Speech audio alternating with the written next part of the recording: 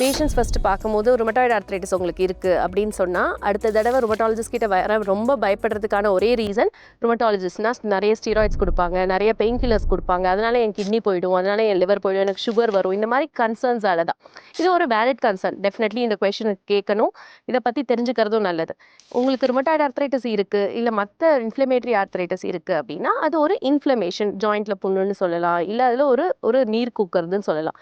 அதை கம்மி பண்ணணும் அப்படின்னா இனிஷியலாக நம்மளுக்கு ஸ்டீராய்ட்ஸோ இல்லை பெயின் கில்லர்ஸ், அதாவது நான் ஸ்டீராய்டு ஆன்டி இன்ஃப்ளமேட்டரி ட்ரக்ஸ் இது தேவை இனிஷியல் ஃபேஸ்க்கு மட்டும்தான். பட் அதோட ட்ரீட்மெண்ட் இந்த ட்ரக்ஸ் கிடையாது. அதுக்குரிய ட்ரீட்மெண்ட் வந்து டிசீஸ் மாடிஃபைங் ட்ரக்ஸ் நிறைய டேப்லெட்ஸ் இருக்குது. மீத்தோட்ரெக்சேட், செல்ஃபசாலிசின், லெஃப்லுனமைட், டோஃபாசிட்டினிப், அதுக்கப்புறம் இன்ஜெக்ஷன்ஸ், இதெல்லாம் தான் கண்ட்ரோலுக்கும் டிசீஸை மாடிஃபை பண்ணுறதுக்கும் தேவையான ட்ரக்ஸை தவிர்த்து உங்களுக்கு ஸ்டீராய்ட்ஸும் பெயின் கில்லர்ஸும் ஒரு மேபி 4 வீக்ஸோ இல்லை 6 வீக்ஸோ கொடுக்க தேவைப்படலாம், இல்லை இன்டர்மிட்டண்ட்டாக போடலாம்.